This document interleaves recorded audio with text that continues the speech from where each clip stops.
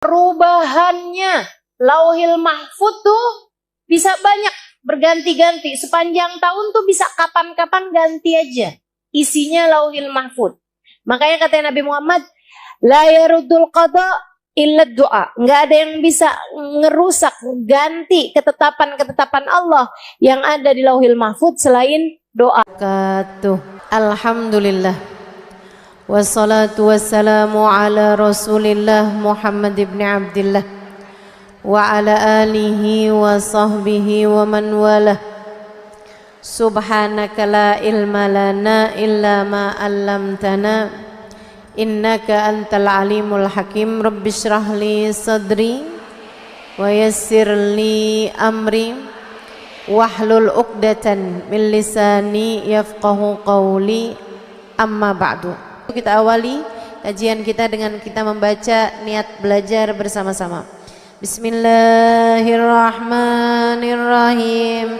Nawaitu ta'allum wa ta'lim wan naf'a wal intifa' wal mudzakarah wat tadhkir wal ifadah wal istifadah wal hitha 'ala tamassuk bi kitabillah wa sunnati rasulillah sallallahu alaihi wa alihi wasallam wad du'a ilal huda wad dilalata 'alal khair ibtigha'a mardatih wa qurbih wa thawabih wa husnil khatimah ma'al lutfi wal afiyah wa salahil aqibah birahmatika ya arhamar rahimin. Kata Allah menghapus ataupun menetapkan nasib kehidupan manusia.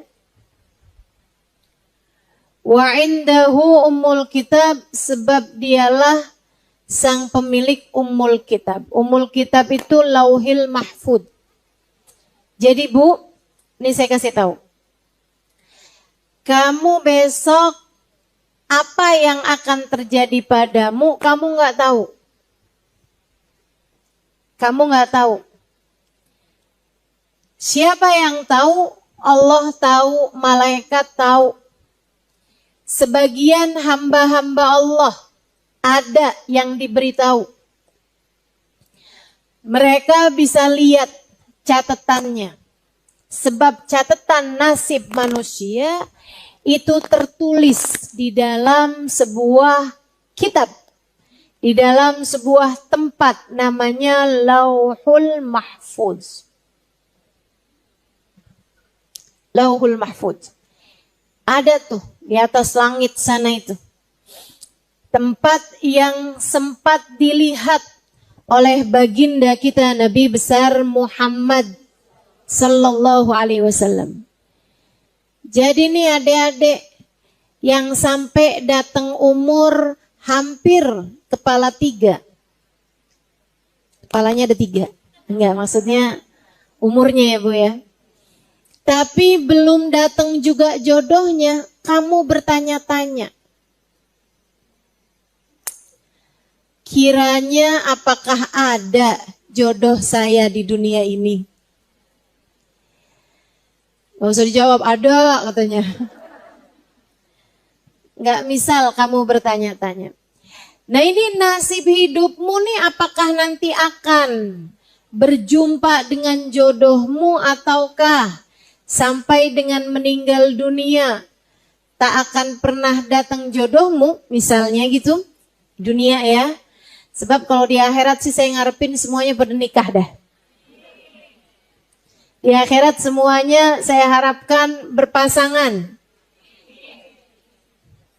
Ini aminnya pada bingung gitu. Diaminin apa enggak dia. Sedikit sekalian yang saya muliakan. Tapi di dunia ini kan kita nggak tahu gitu. Nah, kamu nggak tahu, tapi Allah tahu. Termasuk juga nih adik-adik yang mungkin menjanda berapa tahun. Akankah datang kembali jodoh saya? Akankah akhir kehidupan saya? Allah perkenankan saya untuk di bulan Ramadan berbuka dengan yang manis.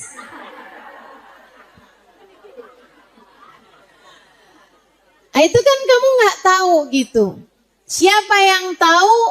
Allah. Siapa lagi yang tahu? Malaikat-malaikatnya Allah. Dan terkadang Allah bukakan isinya Lauhil Mahfud kepada beberapa hamba-hamba tercinta di sisi Allah atau kepada beberapa makhluk-makhluknya Allah Subhanahu wa taala seperti syayatin dan terutamanya seperti setan-setan dan terutamanya adalah iblis. Jadi itu si setan terus bangsa jin itu emang suka ngintip. Berarti kalau ketemu orang suka ngintip, mirip ama suka ngintip tuh. Mereka suka cari tahu apa sih isinya, gimana sih nantinya. Akhirnya dikasih tahu. Udah tahu nih si hasil ngintip nih, kemudian dikasih tahu sama orang-orang yang collab sama mereka. Ada tuh kan yang suka collab sama bangsa jin, suka collab sama setan, terus nanti orang datang kiranya presiden yang akan terpilih 2029. Pemilihan yang akan datang. Itu siapa gitu. Emang itu udah ada Ustazah di Lauhil Mahfud? Udah ada. Yang terpilih 2024 juga udah ada. Sampai akhir kehidupan Indonesia nih, kayak gimana nanti ke depannya. Nah, itu semuanya udah ada, catatan nasibnya Indonesia tuh udah ada, teman-teman, udah ada. Ada di dalam kitab namanya Lauhul Mahfud. Saudariku sekalian yang saya muliakan, jadi dari sini kamu tahu, belum tentu yang tahu isinya Lauhil Mahfud itu orang mulia. Kadang-kadang hasil ngintip tadi itu, kadang-kadang hasil ngintip, hasil curi-curi dengar, curi-curi lihat gitu. Si bangsa-bangsa makhluk-makhluk halus tadi itu. Nah, ada juga para wali-wali yang tahu-tahu juga banyak. Yang ngasih tahu apa yang akan terjadi ke depan gitu. Banyak teman-teman sekalian yang saya muliakan. Tapi kalaupun, nih saya mau kasih tahu perkara penting. Kalaupun sampai ada orang mulia sekalipun, apalagi orang-orang nggak mulia ya, ini orang mulia, kamu tahu ibadahnya, kamu tahu kesolehannya, kamu tahu kebaikan-kebaikannya, manusia nih, seorang manusia soleh, seorang entah laki-laki entah perempuan, orang soleh, memberitahu kepadamu tentang nasibmu ke depan, itu adalah apa yang dia lihat di Lauhil Mahfud atau apa yang diperlihatkan di Lauhil Mahfud. Benar berarti Ustazah? Benar. Tapi Lauhil Mahfud adalah makhluk. Dan semua makhluk bisa menerima perubahan. Ingat, Lauhil Mahfud adalah makhluk. Dan semua makhluk itu bisa menerima perubahan dan pergantian. Karenanya, kalau ada seseorang yang meramalmu, memberitahumu tentang masa depanmu, jika bahkan orang itu adalah orang soleh sekalipun, jika bahkan orang itu adalah seorang wali sekalipun, saudariku sekalian, apa yang ada di Lauhil Mahfud dapat berubah, dapat berganti. Ini penting buat saya sampaikan. Kenapa gitu? Agar apabila ada kabar-kabar gembira yang disampaikan sama mereka, cukup sebagai kabar gembira saja, jangan sampai jadi sesuatu yang dapat memperdaya dirimu. Misal ibarat kata nih, ada seorang wali bilang, kamu adalah ahli surga. Misal, amin aja. Misal, ya. Misal ada seorang wali bilang, kamu adalah seorang yang tempatnya di akhirat nanti surga Firdaus yang paling tinggi. Amin lagi. Misal. Walaupun emang kayak nggak pernah juga ya ada seorang wali apalagi gitu yang ngasih tahu kita hal yang seperti itu. Tapi andai ada yang kayak begitu, itu cukup jadi kabar gembira aja. Menunjukkan bahwa jalanmu sudah benar. Akan tetapi jangan membuatmu jadi terpedaya. Kayak yang maksiat berarti nggak apa-apa nih. Nyolong duit laki kagak apa-apa nih. Jewer-jewer anak, gitu ya. Ngata-ngatain suami, gitu kan. Ngata-ngatain orang gitu, kayak nggak apa-apa nih udah surga ini. Jangan pernah terpedaya. Sebab seperti apapun, ya, kayak apapun yang disampaikan sama orang soleh sekalipun, yang paling mentok yang dia bisa lihat adalah Lauhul Mahfud. Dan Lauhul Mahfud, sekali lagi saya ingatkan, meskipun ia adalah kitab berisi nasib kehidupan, tapi ia adalah makhluk. Dan makhluk seperti apapun tinggi nilainya, tetap aja dapat menerima perubahan. Sesuai dengan firman Allah yang tadi telah saya sampaikan. A'udzubillahi minasyaitonirrajim. Yamhullahu ma yasha'u wa yuthbit. Wa indahu ummul kitab. Allah dapat menghapus ataupun dapat menetapkan apa yang telah tertulis di Lauhul Mahfud. Allah bisa menetapkan ataupun menghapuskan apa yang telah tertulis di Lauhul Mahfud. Makanya saya pernah diceritakan guru saya, salah satu kiai di Jawa Tengah. Dia bilang ada seorang ahli tauhid, ahli ibadah pada Allah. Dia ibadah aja gitu. Ibadah aja dia. Satu hari dia datang kepada seorang kiai, ahli ibadah yang ngerti ilmu tauhid. Kenapa kamu harus beribadah kepada Allah? Karena Allah adalah zat yang semestinya diibadahi. Jadi dia bukan karena ngarep surga, bukan karena ngarep neraka, nggak ada apa-apa. Urusannya saya hamba, saya ibadah sama Allah, udah gitu aja. Diibadah aja gitu. Satu hari dia lagi bertemu dengan seorang kiai, seorang ulama. Ulamanya ini mukasyif. Nah, mukasyif ini adalah istilah untuk seseorang yang seringkali melihat apa yang tidak dilihat oleh orang pada umumnya. Ya, kamu ketika ngelihat muka saya, kamu nggak ngelihat apa yang ada dalam pikiran saya, bukan? Kamu ketika ngelihat muka saya, nggak ngelihat apa yang ada di dalam hati saya, bukan? Saudaraku sekalian saya muliakan, akan tetapi ada orang-orang yang melihat muka seseorang, bisa ngelihat apa yang ada di Lauhul Mahfudnya, bisa ngelihat isi hatinya. Oh, ini bahaya nih. Itu namanya mukasyif. Ada, teman-teman, ada. Hamba-hamba tercinta di sisi Allah tuh ada tuh yang kayak gitu tuh. Mereka bukan hanya dibukakan.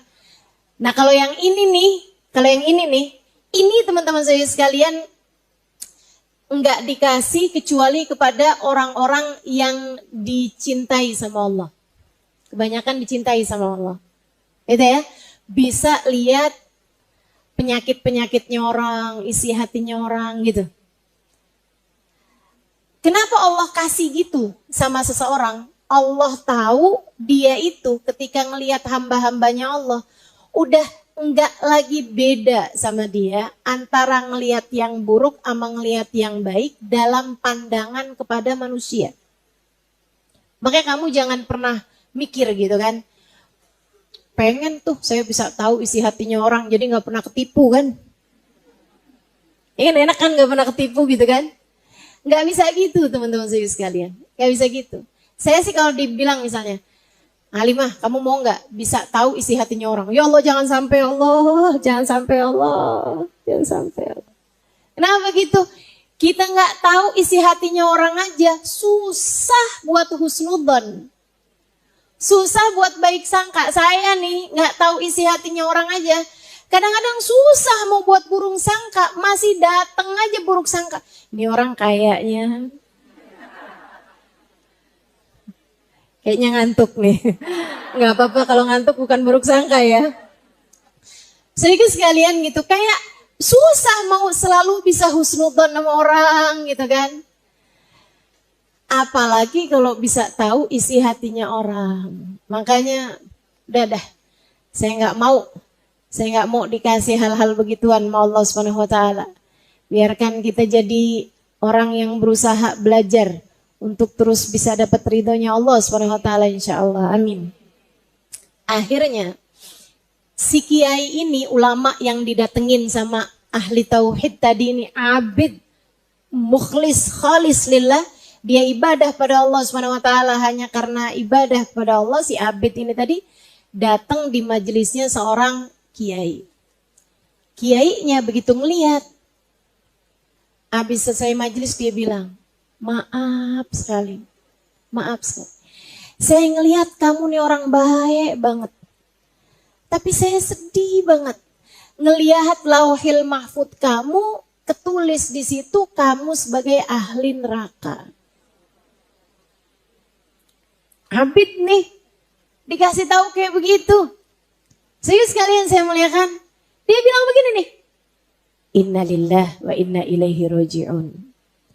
Bukan artinya, wah musibah besar nih. Bukan. Tapi semua punya Allah. Dan hanya kepada Allah kita kembali. Dia bilang, kita kan cuma wajib ibadah ya kiai ya. Ibadah mah ibadah aja. Allah mau taruhkan saya di mana itu haknya Allah SWT. Ini keren nih, keren banget. Dia bilang, kiai, saya kiai lebih seneng ditaruh di neraka dalam keadaan taat. Hidup saya taat, Allah kembalikan saya ke neraka, saya gak apa-apa. Daripada Allah masukkan saya ke dalam surga, sementara hidup saya bergelimangan dengan dosa dan maksiat. Saya bayangin hidup di dunia penuh gelimang dosa dan maksiat. Andai seperti itu, kemudian saya dimasukkan ke dalam surga dengan muka seperti apa saya menghadap Allah Ta'ala. Kiainya merunduk, belajar ikhlas. Dia bilang benar nak, benar banget. Habis selesai ngobrol-ngobrol, tadi nih, ahli ibadah tadi nih jalan.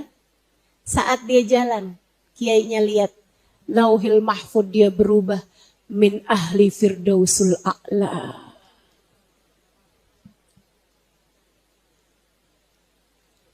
Isi lauhil mahfud biarkan tetap jadi rahasia. Rahasia Allah Subhanahu wa ta'ala. Nggak usah sok-sokan pengen tahu. Saya ntar ahli surga apa ahli neraka ya? Udah nggak usah sok-sokan pengen tahu. Biarin aja. Tugas kita ibadah kepada Allah. Tugas kita cinta sama Allah. Tugas kita mendekat sama Allah. Tugas kita taat sama Allah. Tugas kita hormat sama Allah. Tugas kita syukur sama Allah. Itu tugas kita. Dan saya yakin Ketika seseorang menjalankan tugasnya, Allah pasti akan juga melaksanakan apa yang menjadi Rahman Rahimnya Allah Subhanahu wa taala. Sehingga sekalian, kamu kalau cinta Allah pasti bakalan cinta. Dan kalau udah Allah cinta, Allah tahu apa yang harus dia lakukan kepada hamba-hambanya yang dia cinta. Teman-teman sekalian yang saya muliakan, jadi sekali lagi, isinya Lauhil Mahfud itu adalah buku catatan kehidupanmu yang seharusnya enggak bikin kamu kepikiran dengan sangat melebihi kepikiran kamu terhadap ketaatan yang harus kamu lakukan. Kita jalanin tugas aja. Biarkan Allah melaksanakan apa yang telah Ia tuliskan sebagai nasib kehidupan kita dengan penuh rahman rahim kepada kita sekalian. Dah gitu aja. Gitu kan? Sebab isinya Lauhil Mahfud seperti mana yang tadi saya sampaikan, dapat berubah-ubah sebab Lauhil Mahfud itu adalah makhluk. Jadi kamu gak usah pikiran gimana ya? Kalau ternyata tertulis di nasibnya begini gimana ya? Kalau ternyata tertulis di nasib saya begitu gimana ya? Gak usah. Tugasmu aja nih kamu pikirin. Gak usah pusing-pusing. Nanti 5 tahun yang akan datang siapa ya presiden yang akan terpilih? Nah ngapain? Kamu pusingin dari sekarang. Dan gak usah yang terjadi kemarin aja kita gak usah pusingin, betul gak?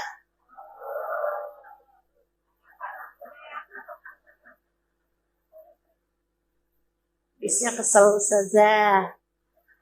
Katanya emak-emak Tanah Abang nih. Bu, ingat, siapapun presidennya yang ngasih kita rezeki namanya, ingat, yang ngatur nasib kita namanya, ingat, yang ngasih sehat, ngasih sakit namanya, ingat, pengendali kehidupan hanya satu namanya, yang ngasih kita hidup, yang menentukan kapan kita mati namanya Allah. Nggak pernah berubah dari sejak presidennya siapa juga. Betul?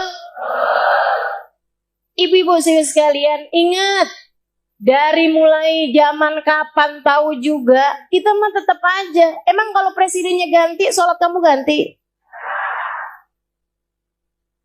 Dari dulu juga kayak begini. Emang ada yang kalau presidennya ganti, saya nggak pakai jilbab dah?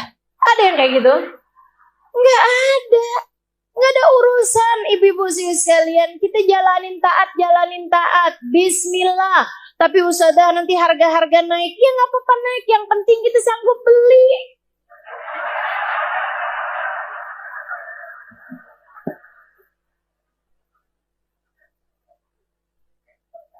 Betul gak? Enak gak saya mikirnya? Enak. Mau siapa presidennya juga tetap aja Nabi kita, Nabi Muhammad. Jadi kalau buat saya sih gue tanyain, presidennya siapa? Nabi Muhammad? Udah enak dah. Gitu ya? Kita mau ikutnya sama Nabi Muhammad aja dah. Dunia akhirat, ya kan ya? Nah, udah gak terlalu banyak ngaruh kok. Bismillah, kita terus doakan. Semoga Indonesia diberi kedamaian. Semoga Indonesia senantiasa dalam pandangan kasih sayang Allah.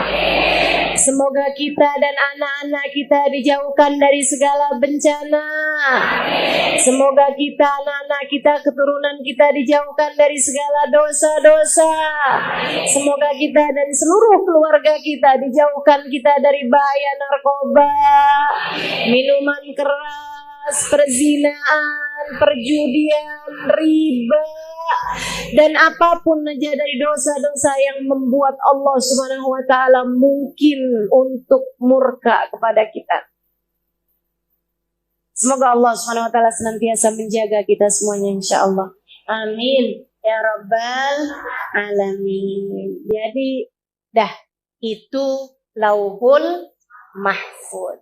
Nah, sama Nabi Muhammad dikasih tahu. Ketika baca ayat itu, A'udzubillahi minasyaitonirrajim. Yamhullahu ma yasha'u wa yuthbit wa indahu ummul kitab. Itu kapan wahai Rasul? Nabi bilang, "Dzaka lailatun nisf min Sya'ban." Perubahannya Lauhil Mahfuz tuh bisa banyak, berganti-ganti. Sepanjang tahun tuh bisa kapan-kapan ganti aja. Isinya Lauhil Mahfuz. Makanya kata Nabi Muhammad, la yaruddul qada illa doa. Nggak ada yang bisa ngerusak, ganti ketetapan-ketetapan Allah yang ada di Lauhil Mahfuz selain doa. Jadi setiap kali kita doa, bisa berganti tuh isinya Lauhil Mahfuz. Kemudian lagi kamu sedekah, bisa ganti isinya Lauhil Mahfuz. Gampang ganti-gantinya teman-teman sekalian. Ada satu orang, Nabi Allah Dawud alaihi salam, ada di majelis kayak begini nih, nabi-nabinya Allah itu udah pasti mukasyif. Ya, nabi-nabinya Allah semuanya mukasyifun. Semuanya bisa lihat apa yang nggak bisa dilihat sama manusia pada umumnya. Para nabi itu semua mukasyifun. Nah, di majelisnya Nabi Allah Dawud alaihissalam, Nabi Dawud ngelihat ada malaikat Israel duduk di situ, duduk di majelis, ngeliatin seorang pemuda. Habisnya selesai, Nabi Dawud samperin malaikat Israel.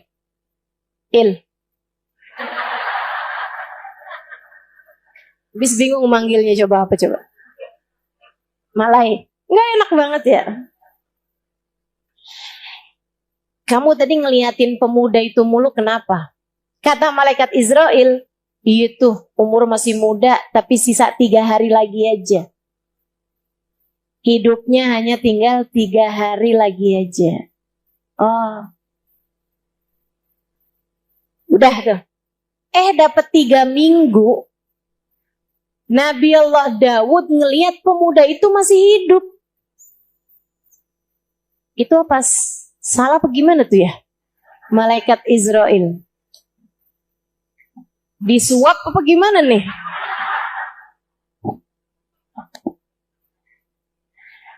Akhirnya ditanya sama malaikat sama Nabi Allah Dawud.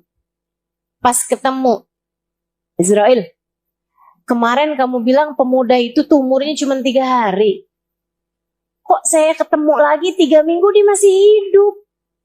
Apa salah apa gimana nih?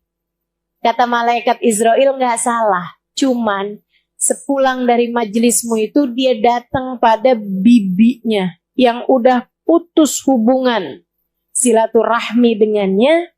Dia sambung lagi, dia sedekahin, dia minta maaf, dia berjanji untuk selalu menyambung hubungan sama bibinya ini. Allah ridho sama apa yang dikerjakan, Allah gantikan gantinya 3 hari, Allah hapus di Lauhil Mahfuz 3 hari itu jadi 30 tahun.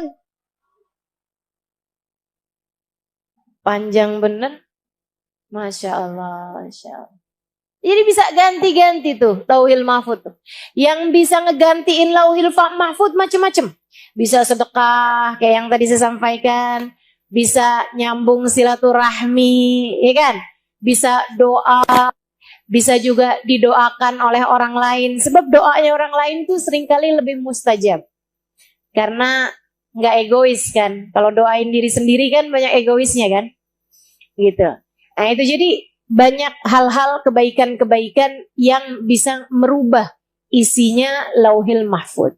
Nah Nabi Muhammad cerita di antara waktu di mana Allah paling banyak merevisi Lauhil Mahfud, katanya Nabi Muhammad, dzaka lailatun nisf min Sya'ban. Ini banyak terjadinya pada malam nisfu Sya'ban. Ya kita manfaatin juga. Perubahan-perubahan mudah-mudahan baik. Allah rubahkan apa yang tertulis di Lauhul Mahfud. Gitu. Saudaraku sekalian yang saya muliakan, Ustazah, apa yang paling banyak bisa merubah isinya Lauhul Mahfud? Selain daripada doa di malam nisfu, itu juga hal yang besar. Tapi ada lagi nggak hal lain yang bisa merubah isinya Lauhul Mahfud? Ada. Yang terbesarnya adalah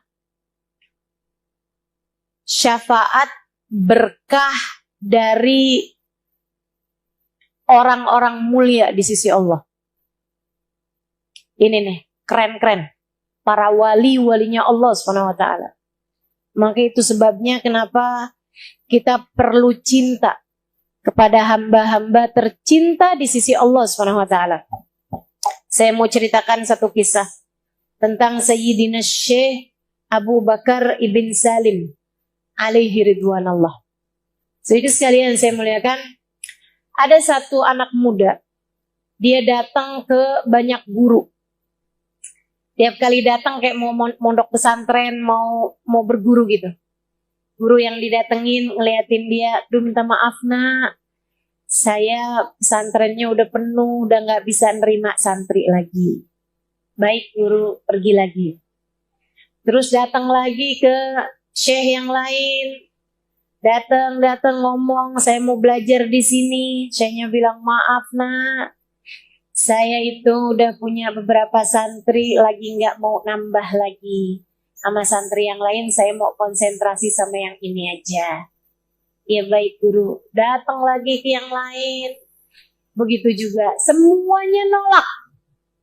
Sudah datang ke sekitar 7 guru, semuanya nolak.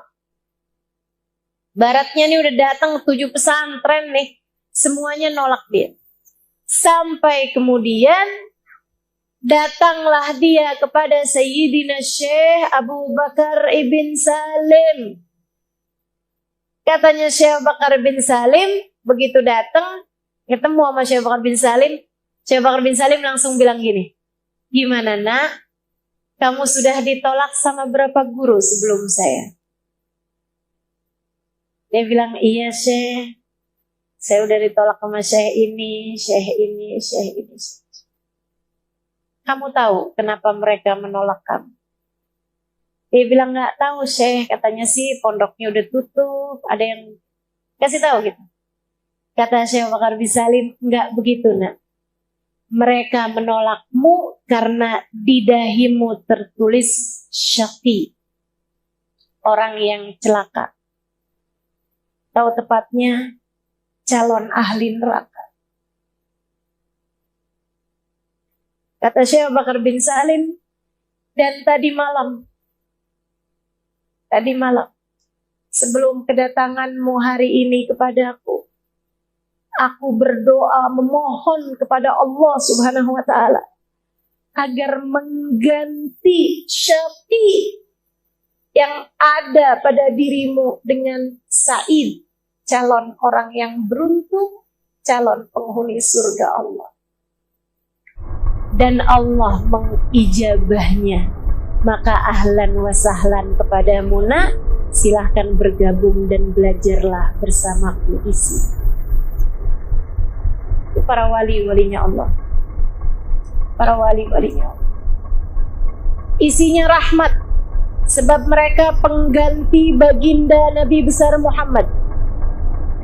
Yang mana baginda Nabi besar Muhammad, Allah mengatakan tentangnya, "A'udzubillahi minasyaitonirrajim.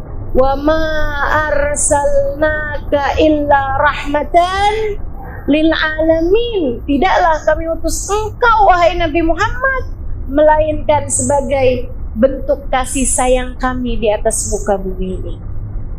Gitu kata Allah buat Nabi Muhammad, kami utus engkau sebagai kasih sayang kami ke atas muka bumi. Maka Nabi kerjaannya terus saja doain orang dapat hidayah, doain orang dapat hidayah, doain orang dapat hidayah, terus kayak begitu. Walaupun disakitin, walaupun berdarah-darah kakinya, walaupun tanggal giginya, walaupun robek dahinya, walaupun apa yang terjadi, Nabi Muhammad doanya, Allahumma hdi qaumi fa innahum la ya'lamun.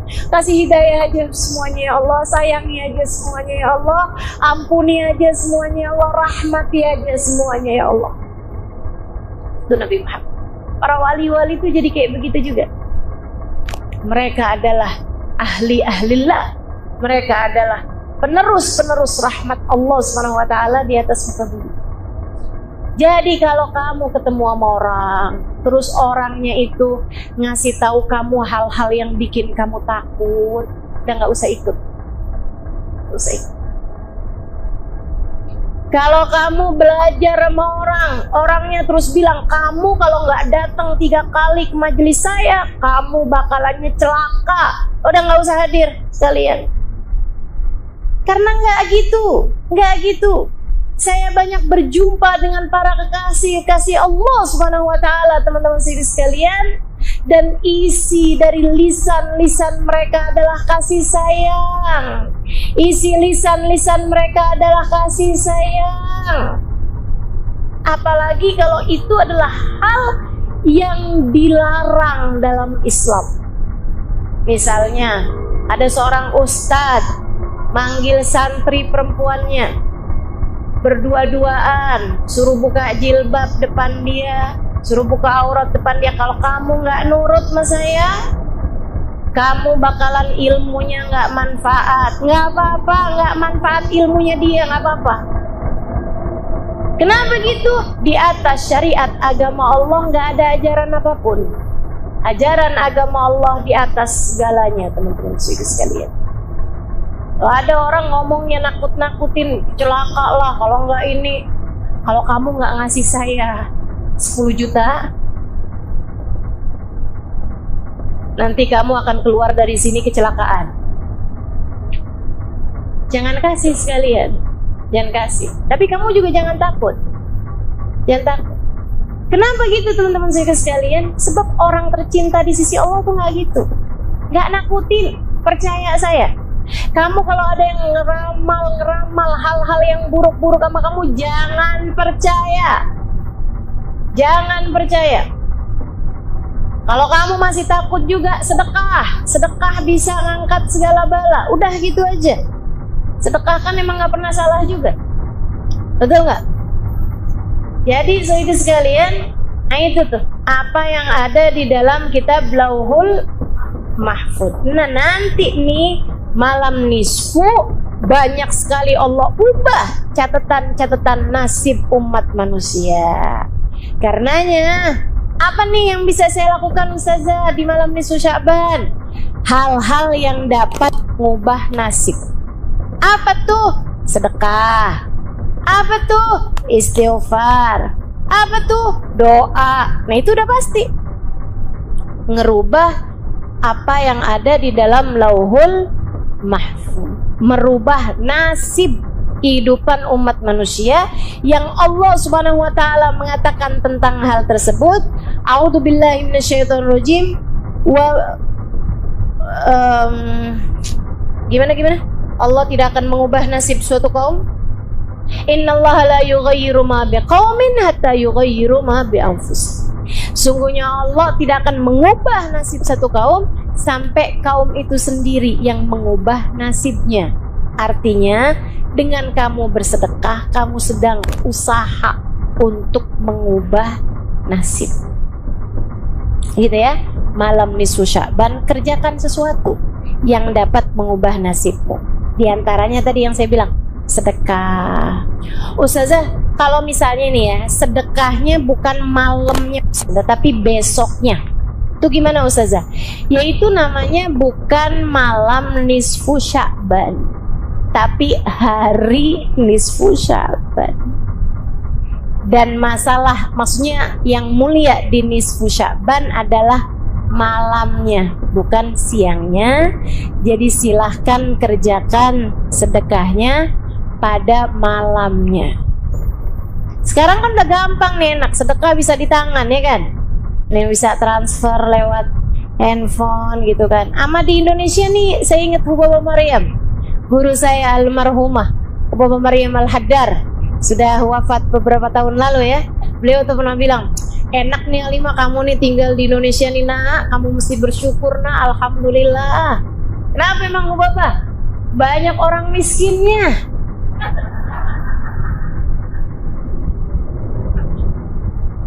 Ini emang kadang-kadang kita nih sama cara berpikirnya para wali suka rada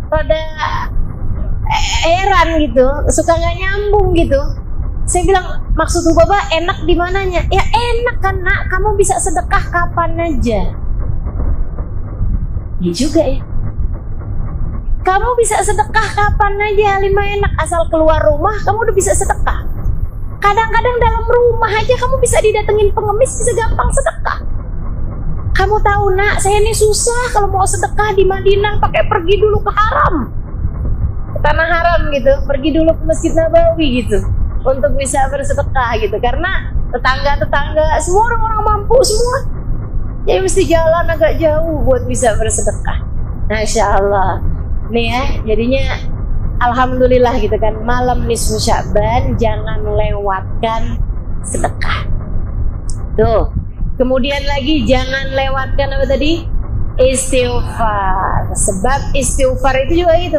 Kata Allah Subhanahu wa taala, "Wa ma kana Allahu liyu'adzibahum wa anta fihim wa ma kana Allahu liyu'adzibahum wa hum yastaghfirun." Allah tidak akan mengadab satu kaum selagi engkau wahai Nabi Muhammad bersama dengan mereka, dan Allah tidak akan mengadab satu kaum selagi mereka wahai Nabi Muhammad senantiasa beristighfar. Nah, itu ngangkat bala-bala istighfar, dibanyakin istighfar.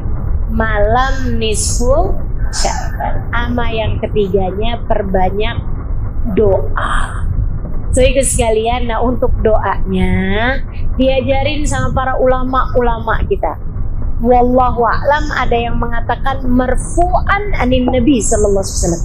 Ada yang mengatakan ini juga marfu'an tuh ya, kayak nyampe gitu sanadnya ke Nabi Muhammad. Ada juga yang mengatakan nggak nyampe ke Nabi Muhammad, akan tetapi ini amalan dari para sahabat. Ada yang mengatakan amalan dari para tabi'in, ada yang mengatakan amalan dari para ulama. Ala kulli hal, mau itu amalannya sahabat, mau itu amalannya tabi'in, apalagi jika itu amalannya Nabi Muhammad, saya tidak berniat untuk meninggalkannya. Saya akan mengerjakannya. Kenapa? Semuanya sama-sama perlu buat ditiru. Jika itu amalannya ulama, ya kita perlu niru dong sama ulama. Jika itu amalannya sahabat, ya kita perlu dong niru sahabat. Apalagi jika itu adalah apa yang diajarkan oleh Nabi Muhammad. Anda ini nggak diajarin sama Nabi, nggak diajarin sama sahabat, nggak diajarin sama tabiin, tapi diajarin sama guru saya. Dan sesuatu yang diajarkan itu adalah sesuatu hal yang bagus. Kenapa nggak kita kerjain? Betul nggak? Nih ibu-ibu nih, misalnya saya nih Bu nih, saya ngajarin sama ibu-ibu nih. Bu, ibu nanti ya Bu ya. Ibu gimana kalau misalnya ibu setiap kali keluar dari rumah, orang miskin pertama yang ibu lihat, ibu sedekah. Itu ibu gak pernah dengar selain dari saya, Halimah Lidrus. Ibu-ibu kira-kira pengen kerjain apa gak kerjain? Pengen kerjain? Kenapa gitu? Soalnya yang saya ajarin barang bagus. Lain kalau yang saya ajarin, Bu, ibu ya, nanti setiap tanggal 10 ibu beli ayam, warnanya hitam, ibu potong darahnya, ibu cecer-cecerin depan rumah ibu. Nah itu ibu ngapain Ustazah? Kan begitu. Karena yang diajarkan bukan barang bagus. Ini yang diajarkan nih barang bagus Bu. Saya mondok 12 tahun dari mulai pondok habaib di Indonesia, pondok kiai di Indonesia, sampai pondok habaib di Hadramaut. Dan saya juga belajar juga, banyak dapat ilmu juga dari Sayyidil Habib Zain bin Smith di Madinah. Ini banyak nih ulama-ulama saya datengin, saya pelajarin ilmu-ilmu dari mereka. Sama Bu, sama. Kalau malam nisfu Sya'ban ngajarinnya semuanya sama. Baca Yasin 3 kali. Semuanya sama ngajarinnya. Nah kan saya jadi yakin. Dan saya yakin juga nih ibu-ibu nih yang jalanin agama udah dari lama. Maksudnya yang emang dari kecilnya tuh lingkungannya tuh lingkungan beragama dengan baik gitu. Hadir-hadir pengajian gitu ya. Nah, saya tanya dah, dari ibu kecil, biasa nggak kalau malam nisfu Sya'ban ngapain? Baca Yasin. Malahan yang ibu denger gak boleh baca Yasin malam nisfu Sya'ban, itu bid'ah. Dengernya udah lama apa baru-baru Bu? Baru-baru. Jadi kita tahu sebenarnya mana yang baru. Yang baru tuh dalam bahasa Arab bid'ah. Jadi kita tahu mana yang baru gitu kan.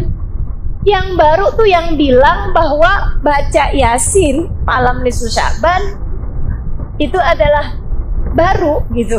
Ini yang baru malahan. Sehingga sekalian saya mulaikan, jadi semuanya ngajarinnya sama, baca Yasin malam nisfu Sya'ban. Dulu Mbah Mun, Kiai Haji Maimun Zubair ngajarin sama. Dulu Habib Hasan Baharun di Darul Lughah Dakwah ngajarinnya sama. Kita tiap malam nisfu Sya'ban baca Yasin 3 kali. Abah saya dari sejak saya kecil ngajarinnya sama. Kemudian saya belajar di Daruz Zahra Tarim Hadramaut, Habib Umar ngajarin sama, orang setarim ngajarin sama. Malam nisfu Sya'ban baca Yasin. Habib Zain bin Smith ngajarin sama. Madinah sama, semuanya sama. Baca Yasin 3 kali. Dari Mekah, Sayyid Muhammad bin Alwi bin Abbas al-Maliki ngajarin sama. Baca Yasin 3 kali di malam nisfu.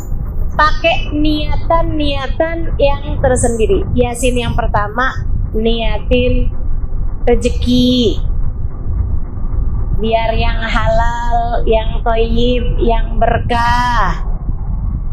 Kamu baca Yasinnya dengan niatan seperti itu, rezeki yang zahir dan batin. Bu, rezeki itu bukan cuman melulu urusan uang, bukan cuman melulu urusan rumah, pakaian, makanan, sandang, pangan, papan, bukan. Tapi punya anak yang sehat-sehat itu juga rezeki. Punya anak yang soleh-soleh itu juga rezeki. Punya suami yang sayang itu juga rezeki. Punya hati yang qanaah itu juga. Punya teman-teman yang baik-baik itu juga. Punya guru yang bisa ngasih tahu mana yang benar, mana yang nggak benar itu juga rezeki. Punya rasa hati yang bagus kepada Allah, kepada Rasulnya itu juga rezeki. Punya ilmu yang bermanfaat itu juga rezeki. Dibangunin sholat malam itu juga rezeki. Kesehatan badan kita itu juga rezeki. Banyak rezeki.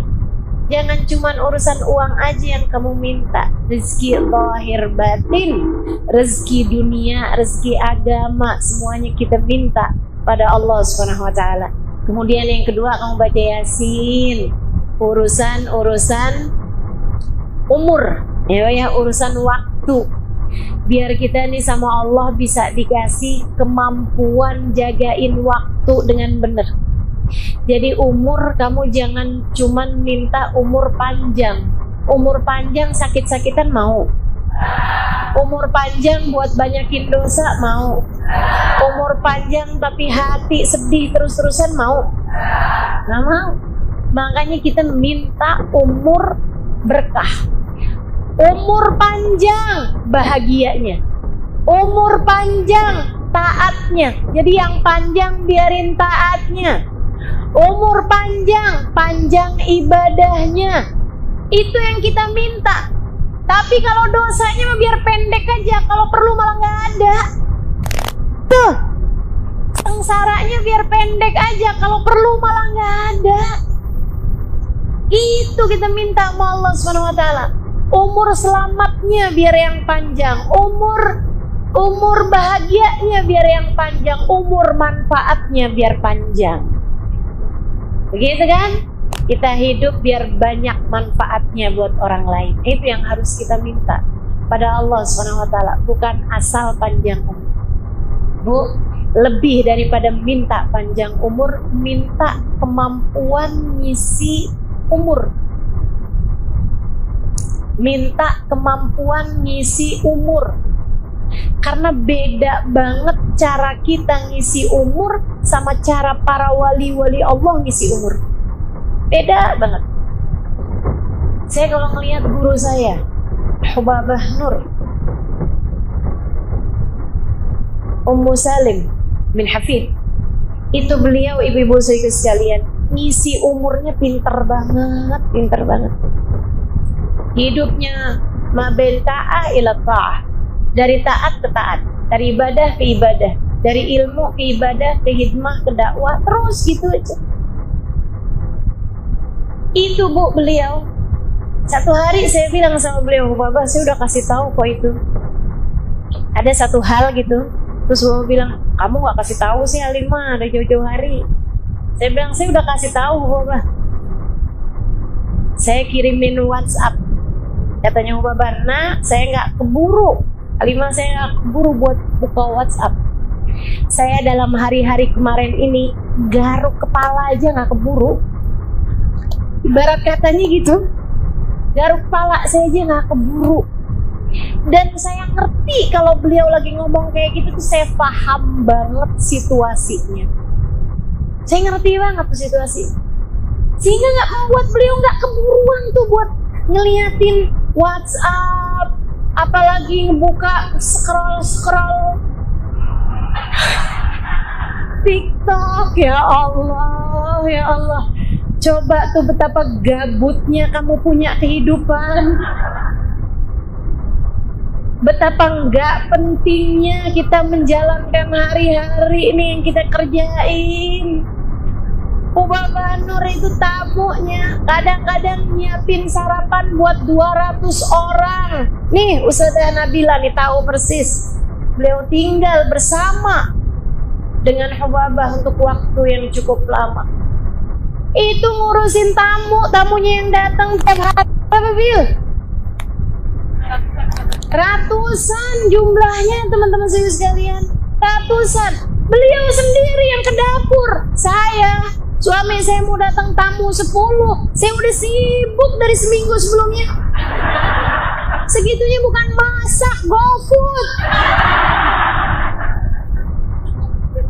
Ya Allah, ya Allah, ya Allah.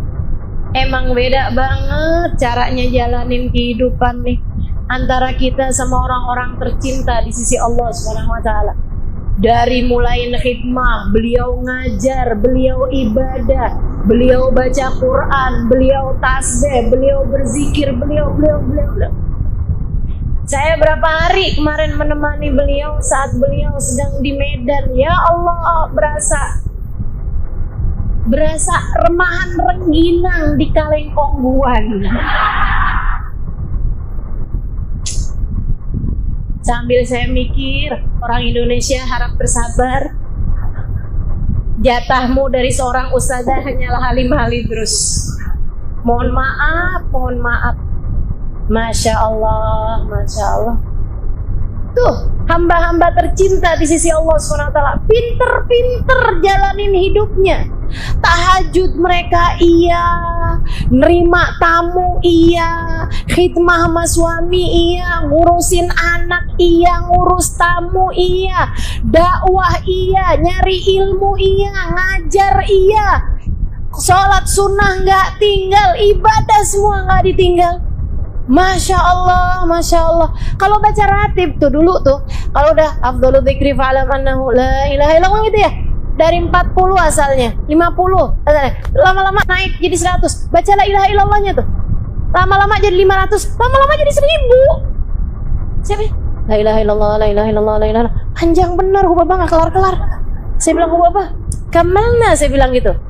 Kemati kan? Saya bilang gitu, udah selesai nih Hubaba. Kamu udah selesai? Iya Hubaba. Berapa banyak? 50. 1000 kali 5. Loh, 1000. Masya Allah, Masya Allah. Kita sibuk disuruh baca la ilaha illallah 1000. Hari kapan tuh Ustazah? Boleh nyicil nggak Ustazah? Masya Allah. Emang asli jauh banget kita sama para wali-walinya Allah dalam menjalani umur kita. Makanya saya kalau mikir-mikir minta umur panjang, ngapain? Dikasih umur segini aja banyak gabutnya.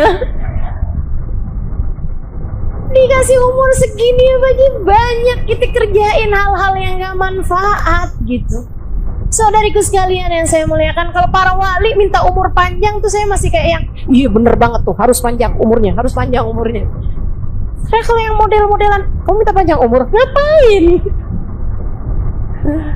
Makanya dah, lebih daripada minta panjang umur, mendingan kamu minta, ya Allah, karuniakanlah kepada kami kemampuan mengisi umur kami dengan cara yang terbaik.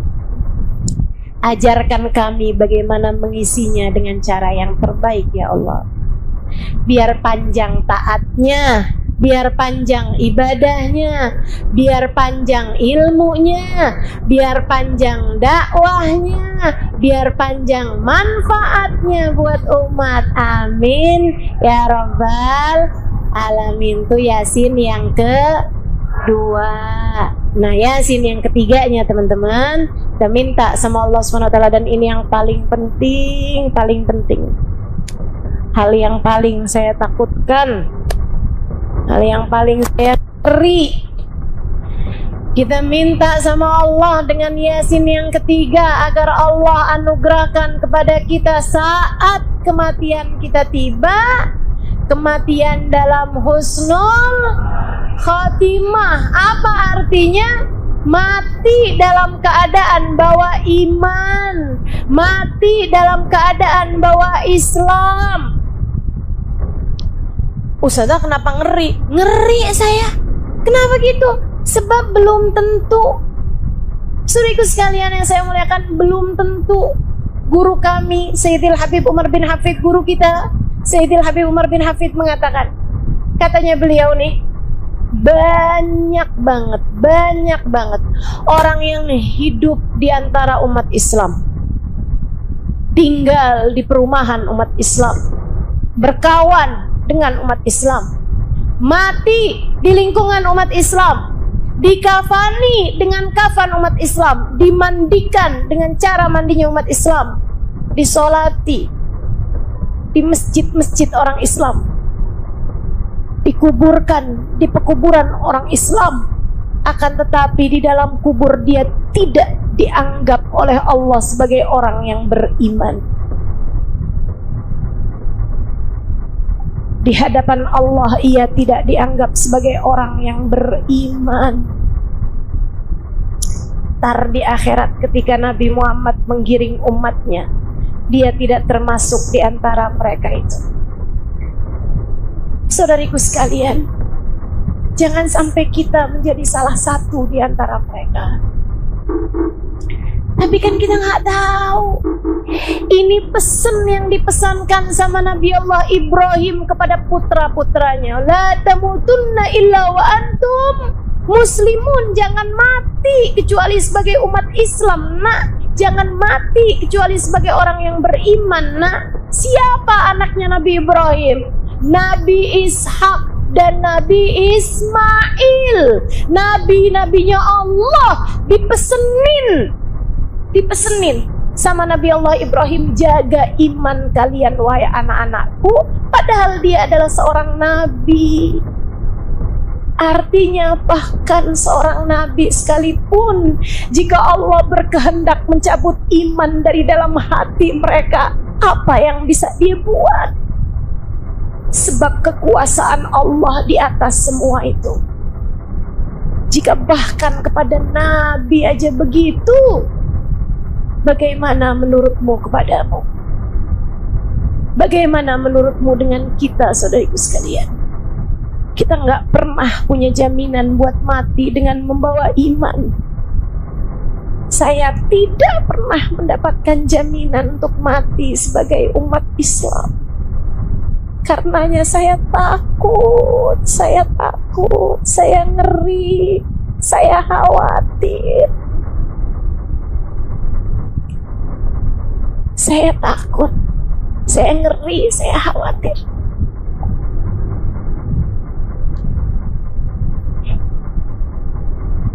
Nabi Allah Zakaria alaihissalam, nabinya Allah, dikejar kaumnya sembunyi dalam pohon, dalam sebuah hutan. Iblis ngasih tahu sama orang yang ngejar dari umatnya, tuh Zakaria sembunyi dalam situ. Umatnya bawa gergaji dari atas sampai ke bawah. Ketika nyampe gergaji tersebut di atas kepalanya, Nabi Allah Zakaria teriak, "Ah!" Sakit dong, gergajiin tengkoraknya. Nabi Zakaria teriak. Allah berkata, "Wahai Zakaria, kenapa kamu berteriak seperti itu? Apakah karena kamu tidak terima dengan takdirku? Wahai Zakaria, jika kamu berteriak sekali lagi, aku keluarkan kamu dari kelompok Nabi menjadi kelompok ahli neraka." Allah kalau punya mau, apa yang Allah bisa kerjakan, kerjakan. Ini Nabi, teman-teman saudaraku sekalian, ini Nabi. Bagaimana dengan kita gitu? Yang dosa iya, maksiat iya, berbuat salah iya, sangat mungkin banget. Dan kalau Allah mau kamu mati nggak bawa iman, kamu bisa apa? Kamu bisa apa? Kalau Allah ngerasa nih orang nggak pantas nih berjumpa denganku, ada iman di hatinya, sebab sepanjang hidupnya dia ruwet mulu urusan rezeki, nggak percaya bahwa aku adalah pemberi rezeki satu-satunya. Dia nggak beriman kepadaku, aku cabut iman di saat akhir kehidupannya. Mau bilang apa? Mau bilang apa? Ini nih udah ngerti ilmunya tapi tetap aja berbuat maksiat bolak-balik kepadaku, meremehkan penglihatanku. Aku cabut iman dari dalam hati. Mau bilang apa? Makanya satu-satunya hal yang bisa kita lakukan adalah bersimpuh di pintunya, kemudian memohon, "Ya Allah biha, Ya Allah biha, Ya Allah bi husnil khatim." Ya Allah, apabila datang ajal menjemput kami mohon husnul khatimah ya Allah. Husnul khatimah ya Allah. Hal tertinggi yang bisa kita lakukan agar Allah Subhanahu wa taala mematikan kita dalam husnul khatimah, menetapkan iman Islam dalam hati kita, adalah berdoa, meminta, "Ya muqallibal qulub, tsabbit qalbi ala dinik." Wahai zat yang membolak-balikan hati, tetapkan hatiku berada dalam keimanan kepadamu. Rabbana la tuzigh qulubana ba'da idh hadaitana wa hab lana min ladunka rahmatan innaka antal wahhab. Ya Allah, jangan pernah kau cabut hidayah iman yang telah engkau anugerahkan kepadaku. Karuniakanlah kepadaku rahmatmu, sesungguhnya engkau adalah zat yang maha pemberi. Kasihani saya ya Allah, kasihani kami ya Allah. Kami gak punya apa-apa ya Allah selain rahmatmu yang kami harap. Kami telah engkau hidupkan sebagai umat Islam. Jangan pernah kau cabut hidayah iman yang telah kau anugerahkan dalam diri kami ya Allah.